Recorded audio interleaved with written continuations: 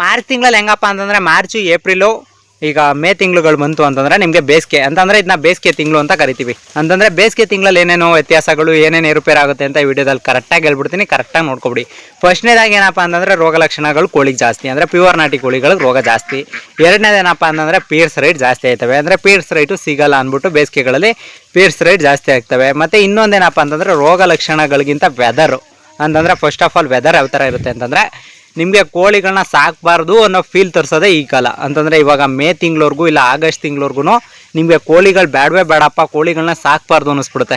ಅದು ಮೇ ತಿಂಗಳಲ್ಲಿ. ಅಂತಂದರೆ ಯಾಕಪ್ಪ ಮೇ ತಿಂಗಳಲ್ಲಿ ಅಷ್ಟೊಂದು ಕಾಟ ಕೊಡ್ತೇವೆ ಅಂತಂದರೆ ರೋಗ ಲಕ್ಷಣಗಳು, ವೆದರ್ ಸರಿ ಇರಲ್ಲ. ಈಗಲೇ ನೋಡ್ತಾ ಇದ್ದೀರಲ್ಲ, ಬೆಳಗ್ಗೆ ಬಿಸಿಲಿತ್ತು ಅಂದರೆ ಮಧ್ಯಾಹ್ನ ಅಲ್ಲ, ಬೆಳಗ್ಗೆ ಹೊತ್ತು ಚಳಿ ಇತ್ತು ಅಂದರೆ ಮಧ್ಯಾಹ್ನ ಹೊತ್ತು ಬಿಸಿಲಿರುತ್ತೆ, ತಿರ್ಗಾ ಮಳೆ, ಸಂಜೆ ಹೊತ್ತು ಕಾಲೇ ಮಳೆ ವಾತಾವರಣ. ಈ ಥರ ವಾತಾವರಣಗಳಿತ್ತು ಅಂದಾಗ ನೀವು ಕೋಳಿಗಳನ್ನ ಸಾಕೋದು ಅಂತಂದರೆ ತುಂಬ ಜನ ಹೇಳ್ಬೋದು ನೆಲ್ಲಿರೋ ಕಡೆ ಬಿಟ್ಬಿಟ್ರೆ ನೀರು ಮಾಡ್ಬಿಟ್ರೆ ಇವೆಲ್ಲ ಸರೋಯ್ತವಲ್ವ ಅಂತ. ರೋಗಗಳು ಒಂದು ಸಲ ಫಾರಮ್ ಒಳಗಡೆ ಬಂತು ಅಂತಂದರೆ ನಿಮ್ಗೆ ಏನೇ ಹಾಕಿದ್ರು ಕಟಾಕೋಕ್ಕಾಗೋದಿಲ್ಲ. ಅದಕ್ಕೋಸ್ಕರ ರೋಗ ಲಕ್ಷಣಗಳನ್ನ ಕಂಟ್ರೋಲಲ್ಲಿ ಇಟ್ಕೊಳ್ಳಿ ಅನ್ನೋದು.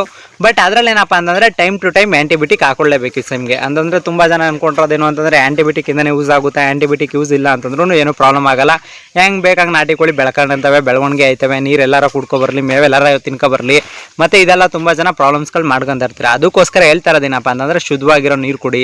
ಮತ್ತು ನಿಮಗೆ ರೋಗ ಲಕ್ಷಣ ಬಂದ ತಕ್ಷಣವೇ, ಅಂದರೆ ಫಸ್ಟು ದಿನ ಬಂದೈತೆ ಅಂದ ತಕ್ಷಣವೇ ನೀವು ಮೆಡಿಷನ್ ಹಾಕೊಳ್ಳೋಕೆ ಟ್ರೈ ಮಾಡಿ. ಅದನ್ನು ಬಿಟ್ಬಿಟ್ಟು ಇವತ್ತು ಬಂದೈತಾ ನೋಡ್ಕೊಳ್ಳೋಣ ಬಿಟ್ಟು ಹಾಕು ಅನ್ನೋ ರೇಂಜ್ಗೆಲ್ಲ ತೊಗೊಳಕ್ಕೆ ಹೋಗ್ಬಿಡಿ. ಮತ್ತು ಯಾವುದೇ ರೋಗ ಲಕ್ಷಣಗಳಿತ್ತು ಅಂತಂದ್ರೂ ಕಂಪ್ಲೀಟಾಗಿ ಅಲ್ಲೇ ಗುಣಮುಕ್ತ ಆಗೋದು ನೋಡ್ಕೊಳ್ಳಿ.